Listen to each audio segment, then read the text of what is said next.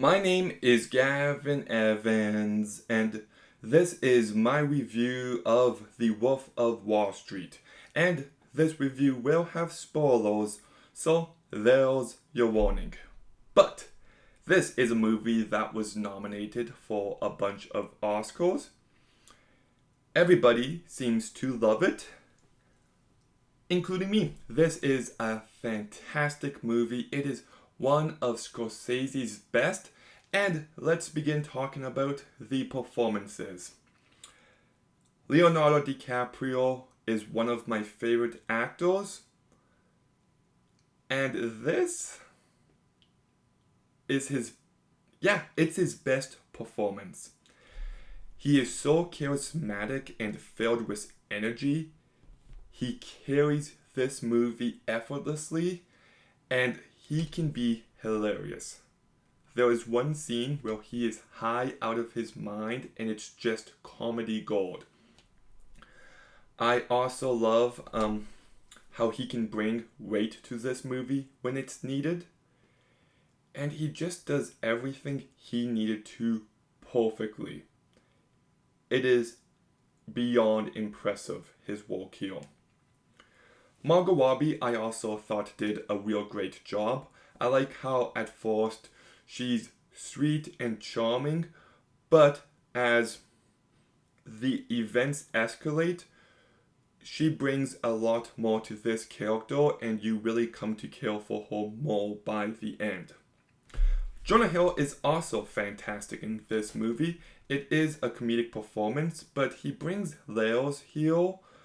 Well, Donnie just feels like a real person, and he excels at some moments.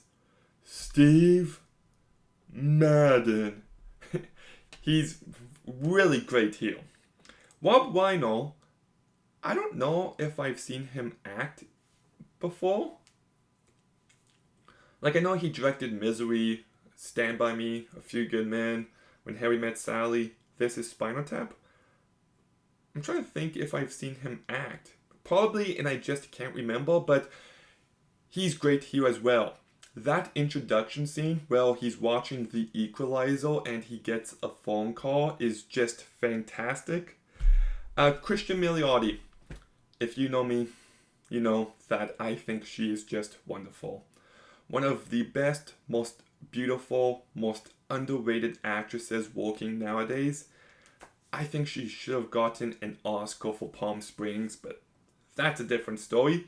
Here, she's really good. She's not in the movie much, but she does what she needed to. There was one scene where she truly does stand out and you feel her heartbreak. John Bonthar I thought was unrecognizable, but he really stands out as well. And PJ Bourne, I thought he was great in his short time in Babylon, and I think he's great in this movie. For a guy who could have been a forgettable side character, he really does stand out. And Kenneth Chow, I think, is great as well. So the entire cast is a real strength of this movie. And, okay, when talking about the story here, if you take a movie like Goodfellas, it's really good. But I don't know anyone who actually aspires to be a gangster. Casino, I didn't like. And I don't know anyone who aspires to be like Robert De Niro in that movie. While one reason why I think this movie works as well as it does is because unfortunately, many guys do aspire to be like Jordan Belfort. They do want this kind of lifestyle. And this movie does show you what draws them in. The sex, the drugs, the alcohol, the money. But then the movie also takes a step back and shows you why you shouldn't want this lifestyle. How it's ultimately void of purpose and you'll end up alone and it's just so empty. Like at the end of this movie, Jordan has nothing. His wife divorced him. I doubt he has any relationship with his kid.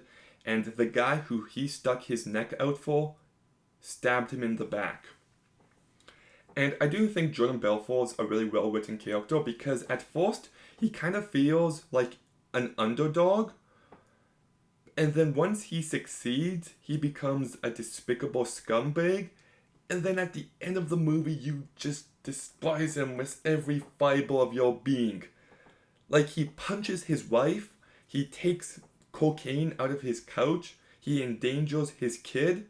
Like, it beats you over the head at the end that this is a sad, pathetic man, and you should want to be nothing at all like him.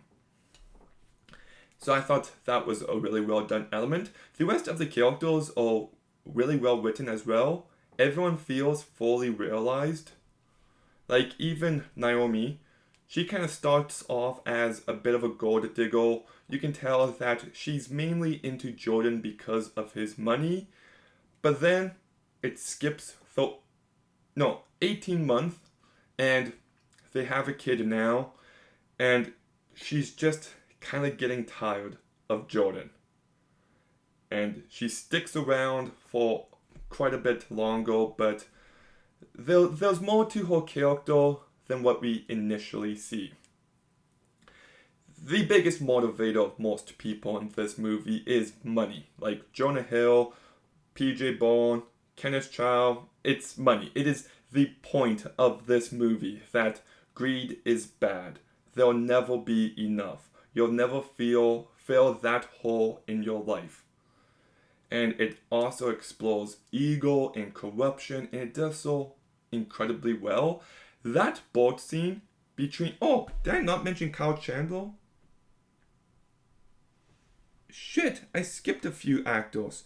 Kyle Chandler does a really good job in this movie as well. I think he's an underrated actor.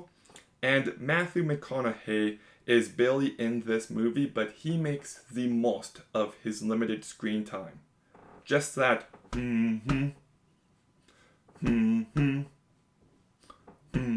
it's iconic, he's great.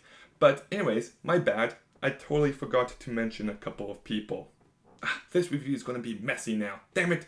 Anyways, that scene between Kyle Chandler and Jordan Belfort on the board is just great, because it's just Jordan acting so stupid.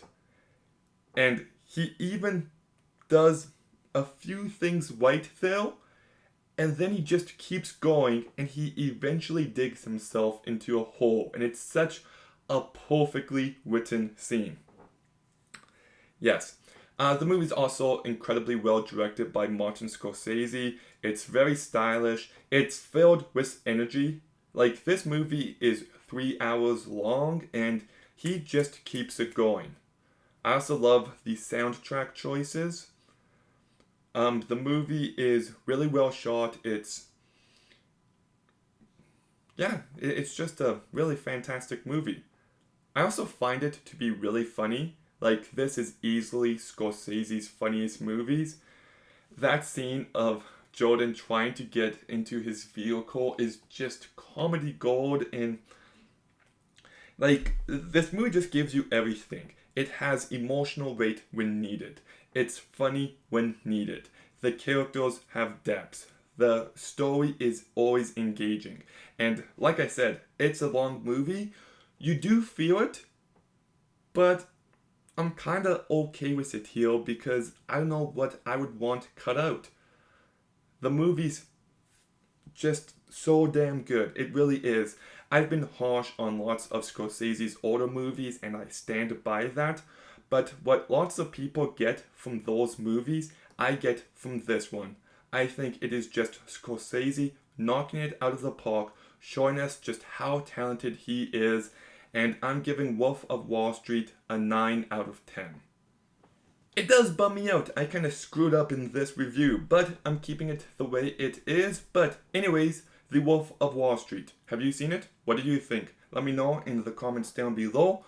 Make sure you like, comment, subscribe. Stay tuned for more videos soon. And Gavin out.